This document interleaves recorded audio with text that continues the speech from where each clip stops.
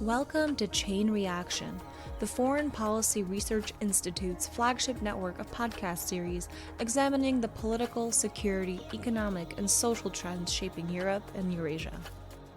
Throughout the year, we're talking with experts about developments in Russia's war in Ukraine, the new European security order, the past, present, and future of the Baltic states, Russia's political economy, and great power competition in the region.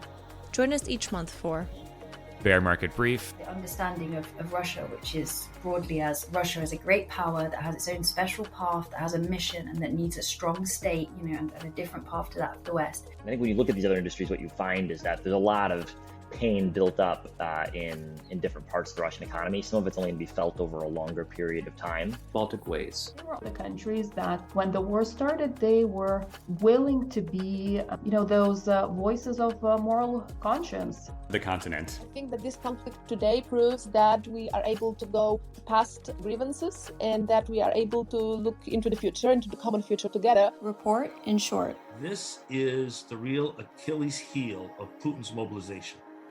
And of course, our flagship, Chain Reaction. These two countries are interacting militarily or have been interacting in several different conflicts.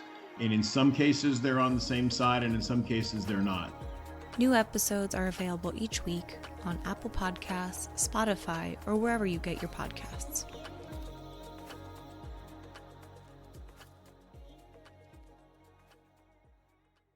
This week on Chain Reaction. A key debate in U.S. national security policy is the one between those who advise focusing on the threats posed by other states and those who argue that unconventional threats, especially international terrorist groups, pose the greatest risk to U.S. security. Too great a focus on one type of threat leaves the U.S. vulnerable to the other, as we have found out more than once in our recent history. There are few people in the U.S. national security community with a better understanding of how to strike this balance of risk than my guest today on Chain Reaction. Dr. Michael G. Vickers' career as a special operator, CIA operations officer, national security policymaker, and intelligence community leader spanned the last 2 decades of the Cold War and a decade and a half of our war with Qaida, its allies, and its offshoots. Service that saw unprecedented senior tenure across Republican and Democratic administrations. Most recently, from 2011 to 2015, Dr. Vickers served as the Undersecretary of Defense for Intelligence, the senior intelligence official in the Department of Defense. From 2007 to 2011, he served as the first and only Secretary of Defense for Special Operations, Low-Intensity Conflict, and Interdependent Capabilities. In this role, Dr. Vickers had policy oversight of all DoD's operational capabilities, strategic forces, conventional forces, and special operations forces. Throughout his nearly decade-long service as a national security policymaker and intelligence community leader, Dr. Vickers was heavily involved in operations. He was a key operational strategist for the campaign to dismantle and defeat core Al-Qaeda and played a major policy and planning role in the operation that killed Osama bin Laden. During the decade and a half that spanned the operational phase of his career, he served as a Special Forces Weapons and Engineer Sergeant, as the commander of a classified counterterrorism unit, and as a CIA operations officer. As a Special Forces soldier and officer, he was trained to parachute behind Soviet lines with a backpack nuclear weapon and led hostage rescue operations and sensitive intelligence collection operations. As a CIA officer, he played key roles in the invasion of Grenada, the U.S. government's operational response to the Beirut bombings, and the covert effort to drive the Red Army out of Afghanistan. Dr. Vickers received the nation's highest awards in the fields of intelligence and defense, including the Presidential National Security Medal and the OSS Society's William J. Donovan Award. He holds a PhD from Johns Hopkins University, an MBA from the Wharton School of the University of Pennsylvania, and a BA from the University of Alabama.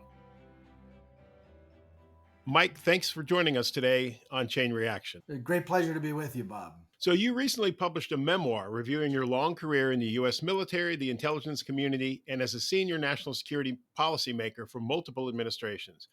You subtitled the book Memoirs of a Life in Special Operations, Intelligence, and Strategy. Can you talk us through some of the major things you learned in each of those areas over your career? Sure. So not surprisingly, it's a fair amount of things. I spent 42 years and, about half the time of my career as an operator in the special forces and the CIA, and then the other half as a national security policymaker and intelligence community leader. So let me start, the things that are in common. I have specifics in each area, But the things that are in common are really, that obviously over decades, strategic situations evolve, and intelligence, special ops, and strategy have to evolve with it. But it's important to really play to win. And saw that again and again, times when we didn't and times when we did. So let me start with intelligence and some of the lessons there. Um, it's been said that it's our first line of defense, and it is, but over recent decades, it's been critically important to precision operations. For really enabling precision operations as intelligence has gotten better, and as our standards for precision operations have become more strict. And another sort of long-standing tradition in intelligence is the importance of objectivity and really telling it like it is. And I saw that as a policymaker again and again. Policymakers don't like to hear a lot of times that their policy isn't working, or senior military commanders that we're not winning a war. And intelligence is right maybe 70% of the time. It's not a crystal ball. But it is important to be objective. And some of our adversaries, the Russians, the Chinese, and others, have not always been objective. And it's a source of advantage for the United States to really do that. And then another lesson, as Woody Allen famously said, 90% of success is showing up. And it's very important to have a global posture. And that, good things happen to you in intelligence when you're out there. But if you're not, they won't necessarily happen. And related to that, which is kind of unique to the United States, is the global network of partners that we have, that we can collaborate with them on operations, but also a significant percentage of our intelligence comes from our great network of partners. And again, you got to be places to have them. And then I guess really an important principle is the need to be aggressive. Intelligence is a risky business. Special operations is a risky business. You get things wrong in strategy. And so, it's important to take risk in collection, in terms of recruiting foreign assets, but also in technical operations, et cetera. And while I'm talking about that, all the INTs, so to speak, intelligence disciplines, GeoInt or geospatial intelligence, signals intelligence, human intelligence, they're all important, and they kind of work together. And then another principle that has really hit me of late is the importance of fighting for intelligence. It's not just a given that you get this stuff. And this is increasingly important as we look at space being a contested domain, as cyber being contested, having to have penetrating intelligence and surveillance and reconnaissance, not just standoff as we did through a lot of the Cold War, and operating in benign environments. And then intel operations fusion. One of the things we did very well in the war with Al Qaida is to arm a lot of our ISR assets, including Predator. But when I was Undersecretary of Defense for Intelligence, I wanted a lot of our ISR assets, our airborne assets, to be armed, whether they were hunting submarines or mobile missiles or whatever the case may be. And then finally, in covert action is not purely intelligence, but it's done by the intelligence services, and particularly CIA. And as my former boss, Bill Casey, liked to say, you're not going to change the world with collection and analysis. And so sometimes you got to do things. And again, playing to win is critically important, as well as evolving. I saw covert action be very effective, participated in it in Afghanistan in the 80s and in counterterrorism, and less effective in Syria. So let me then turn to special ops and then strategy. So special operations, big force multiplier for the American military, but it can't do everything. And so we have this thing called soft truths, that you can't mass produce soft, that quality is more important than quantity, and that you can't just get it in a crisis. You had to have invested in it a long time. But another important principle is that, soft, you'll never have enough. And it's always dependent on conventional forces, one way or another, whether it's for intelligence or lift, mobility, or something else. And then, you take on some tough missions. I started my career in the Special Forces missions in Eastern Europe, including some of them with low yield backpack nuclear weapons in the event of war with the Warsaw Pact, but also going into an area where, we would be hunted. And then, the evolution part in Afghanistan, after about a decade of the war, we had SOF return to some of its traditional strengths rather than supporting commandos in direct action. They started supporting tribal elements out in the rural areas of Afghanistan and made a pretty big operational difference. Let me now finish up with strategy to answer your great question, but it's a big one. And that is that, from grand strategy down, a couple of principles I really took in my career. One is that great power adversaries, strategy is an art, not a science. And so sometimes you overreach, sometimes you underreach. The real test is whether you're building power, at the end. But sometimes you have to use your power to actually increase it, and other times you can deplete it. And you often get big strategic opportunities when your adversary makes a mistake. So Soviets invaded Afghanistan. We took advantage of that, helped end the Cold War. And so you have to be ready when those things come, but they don't always come. And then at the operational level, while the United States tends to be on the strategic defensive most of the time, an operational offense is important. And I saw this in the Cold War when our strategy became more effective the last decade and a half. We did things like Pershing II in Europe, that deep attack on the military side, a lot of covert action on the CIA side. And same thing in counterterrorism. When we really took the fight to Al Qaida, we denied them sanctuary. We did well. When we didn't do so well. And so it's a big lesson there as well. So let me pause there. It was a mouthful, I realize, but let you get a word in edgewise. Sure. Thank you very much. So as you know, I've got some scripted questions, but in your opening remarks there, 3 questions popped up that I have to ask. Sure. You mentioned it's important to play to win. So should we be playing to win in Ukraine, and are we? Yes, we should be playing to win.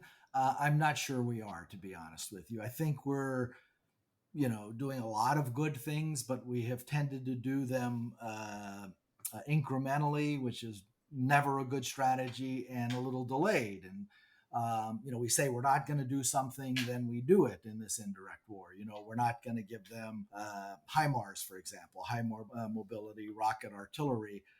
And then we do. We're not going to give them F-16s or Abrams tanks, and then we do. And we would be better off, if we did a lot of that in concert and earlier on. When I compare it with Afghanistan in the 1980s, this is a conventional war. It's a different battle space geometry, et cetera, but it has a lot of things in common. And one of the things we did in 1985 was out-escalate the Soviets. We escalated at the same time they did, and we won this escalation battle in Afghanistan. Our program went up by a factor of 12, and by the end of that year, the Soviet leadership decided that they were going to withdraw from Afghanistan. And in Ukraine, I think we've been a bit deterred by fears of Russia escalation, and therefore ceded some escalation dominance at one level on the rung to the Russians, which I think is a strategic mistake. So overall, I give us pretty good grades, helping Ukraine defend itself, but not necessarily enough to win. And again, if you look at this from an American military perspective,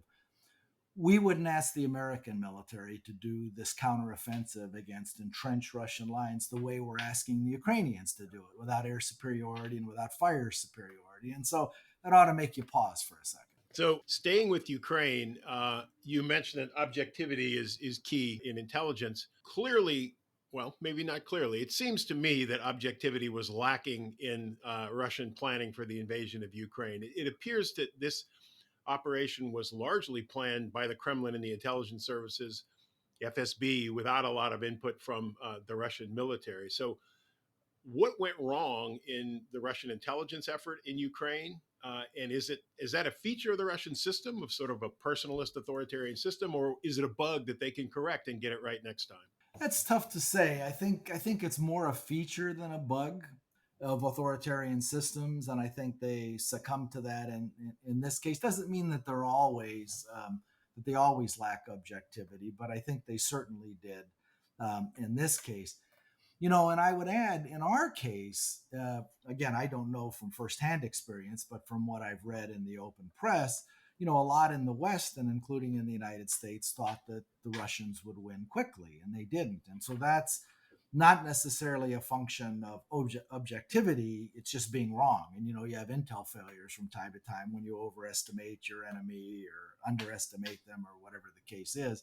And we've had both over the years. But, so it can affect us too. I don't think it's fundamentally about the objectivity of our system, just the faultiness of our judgments in this case. Let's turn the lens on ourselves. You mentioned in your discussion on strategy, it occurred to me that in terms of turning military operations into the political objectives for which we went to war in the first place, the United States has a reputation for tactical and operational brilliance and strategic ineptitude. So is that reputation deserved? And if so, what's causing it? Why is it that we so often fail to translate military operations into achievement of war aims?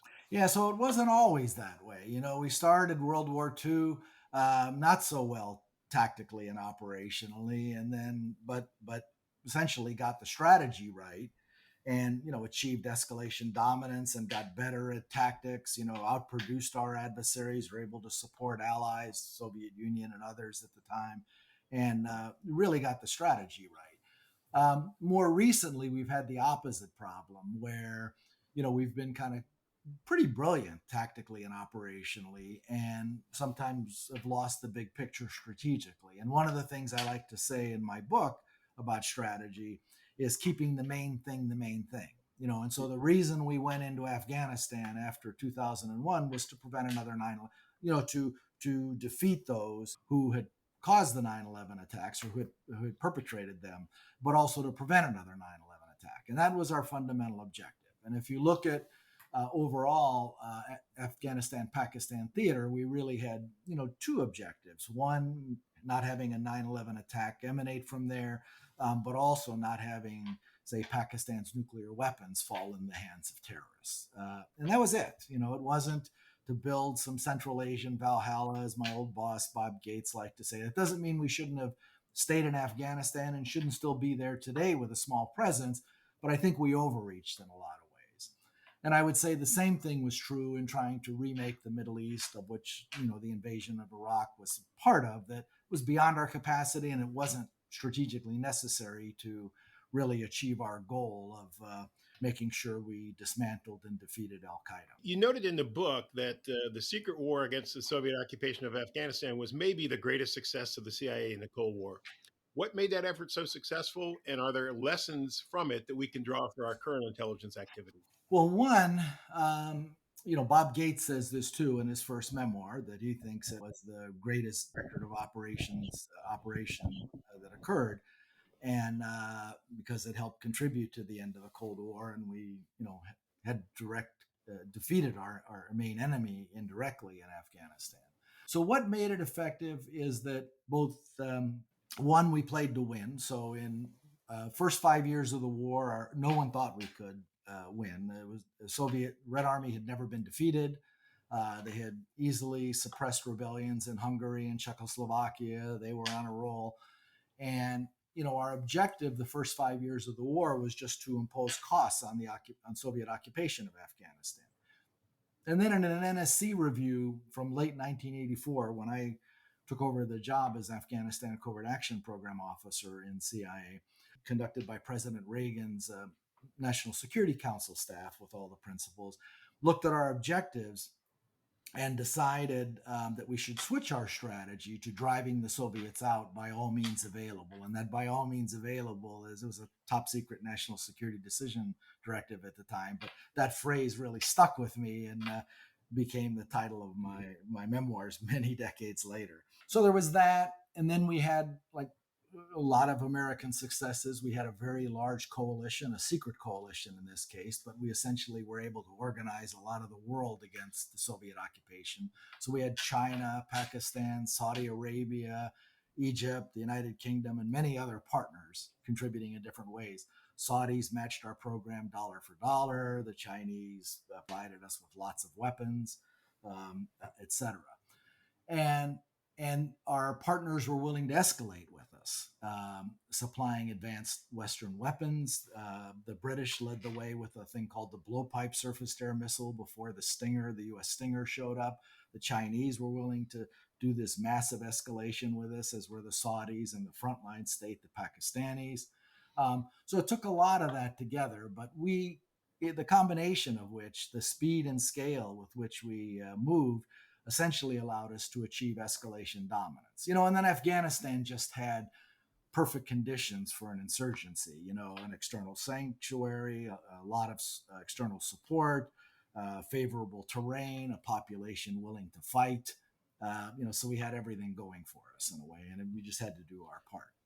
Let's look at what you classified as the greatest failure of the intelligence community in the Cold War, and that was the inability to place a spy or a human intelligence asset at high levels in the Kremlin. So was that failure, is there something about human intelligence that the United States is just not good at, or was the Kremlin just a uniquely hard target that even at our best, we were unable to penetrate? Yeah, so that comes again from Bob Gates's book, and I agreed with it, but I thought it was important to restate it. And you can overstate it in the sense that we had a lot of intelligence on the Soviet Union. Building our satellite system is one of the things that kept the Cold War cold. That it really improved warning and reduced strategic surprise. We had very good SIGINT from time to time. And ultimately, the intelligence battle was a reflection of systems, just like militaries are a reflection of the societies from which they spring. And so we had a lot of Soviet and Eastern European defectors. Unfortunately, a number of our good assets were betrayed by Soviet spies in American intelligence, Aldrich Ames and CIA, a couple of other CIA officers, and then Robert Hansen and the FBI. And so while the intelligence battle, particularly the human battle, may have looked like a draw at the end of the Cold War, we won the covert action fight. And also, as I said, if you look at who was spying, in a lot of cases it was Soviet elites. And so it was a reflection of the rottenness of their system versus, malcontents who were doing great damage to us, but not necessarily undermining the health of the system. And so while at times we had a lot of spies, getting someone really in the exact right spot, is just tough. And that's why we call them hard targets. And that's China, North Korea, Iran, terrorist groups, particularly Al Qaida and others. But we do have success, but it's never perfect. You never have all the spies you want in the right places, and you have intelligence gaps. And that's true with technical intelligence, whether, SIGINT, or human intelligence, and you do the best you can. Let's switch now to your military career. You have a long career in the Special Forces, both as an operator and as a policymaker. So, what did you learn most in the former role or what did you learn in the former role that helped you most in the latter role?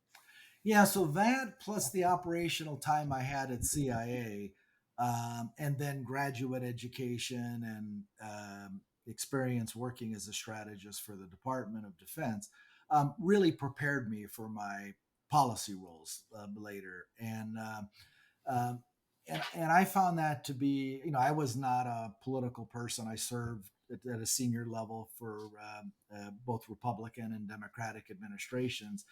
But that operational expertise, and particularly relevant operational expertise, when I had those jobs, we were in a war against Al Qaida, and I had spent a lot of operational time on counterterrorism missions. And then same thing, a lot of experience going back 30 years with Afghanistan. So, part of it is just luck of where your earlier career helps you as a policymaker and lets you do maybe give more informed advice than your typical smart policymaker, who didn't have that experience. And so that was a part of it in terms of the unconventional warfare and the counterterrorism. But then in my years working for Andy Marshall in the Office of Net Assessment about the rise of China and how we would need to transform our military to deal with their what we call anti-access aerial denial systems, how the Air Force would need to change or the Navy to be able to project power in the Western Pacific. That helped too when I took on jobs that gave me oversight of those capabilities and our nuclear weapons and others. So, part of the career lesson, I think, was, develop operational expertise in hopefully what are areas that make a big contribution or are relevant, but also then to broaden as your career goes on so you can offer more in more areas. But so, part of it's luck, just, right war, right time, and part of it is preparation. So the third thing you talk about in the book, the third major issue area, is strategy. And you note in the book that the last successful grand strategy the U.S. pursued was the one we pursued against the Soviet Union in the Cold War. So what has prevented us from having that level of strategic success since the end of the Cold War? Yeah, well, not surprisingly, this is Bob Gates's view again, as well as mine. Partially it's, at the end of the Cold War, we really didn't have a strategic rival. And so while that vacuum would eventually get filled, it might be some decades off, but it makes strategic planning a little difficult in such an environment. And you still have the press of daily events. And so, to some extent, with the rise of China and then Russia's revanchism, we were a little late to need, if you will, of preparing ourselves and recognizing that. And now the last several years we've been playing catch up in that regard. And so you say, why was that the case? Well, if you look at the early Cold War, we had just come out of World War II. You had the immediacy of the Soviet threat in Europe. Western Europe was prostrate, so we had to do the Marshall Plan. But we had a lot of things that forced the attention of Americans and American policymakers that you haven't necessarily have had with the rise of China and the revanchism in Russia, which has been more gradual. It's more like a 19th century change in the balance of power than it is the Cold War right at, of antagonists or former allies becoming antagonists right at the end of World War II when they're what's left. And so I think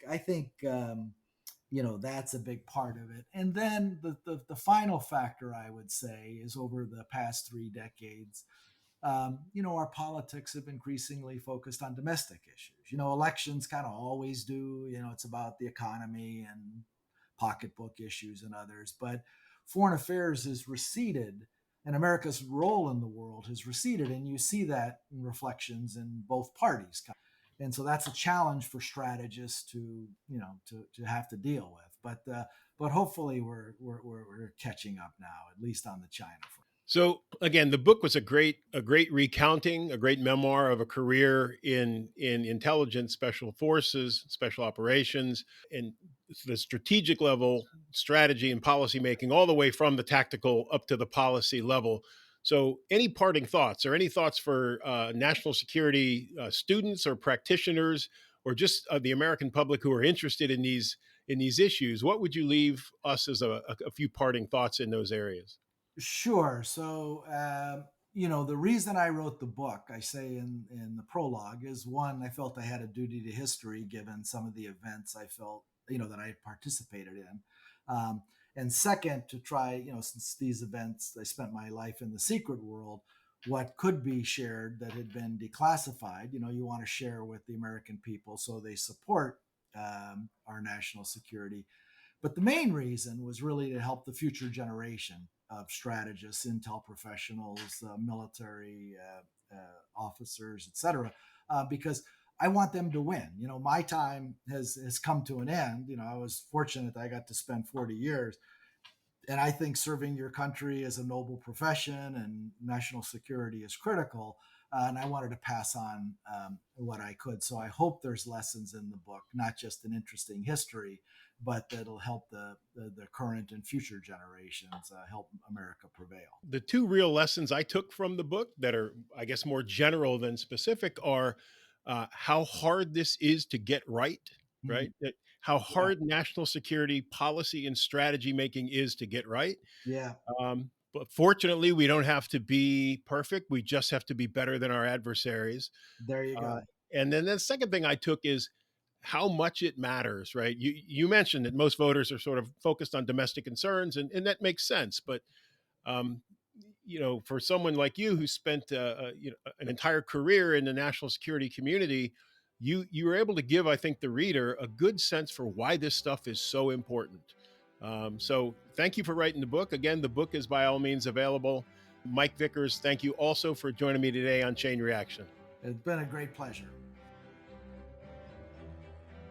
Thanks for tuning in to Chain Reaction, a podcast of the Foreign Policy Research Institute, examining the political, security, economic, and social trends shaping Europe and Eurasia. Throughout the year, we're talking with experts about developments in Russia's war in Ukraine, the new European security order, the past, present, and future of the Baltic states, Russia's political economy, and great power competition in the region. Note that the views and opinions expressed in this podcast are those of the participants and do not necessarily reflect those of FPRI. I'm your host, Dr. Bob Hamilton, Head of Eurasia Research at FPRI. Visit us at fpri.org for more on today's topic and many others in the world of foreign policy and national security. Thanks for listening. See you soon.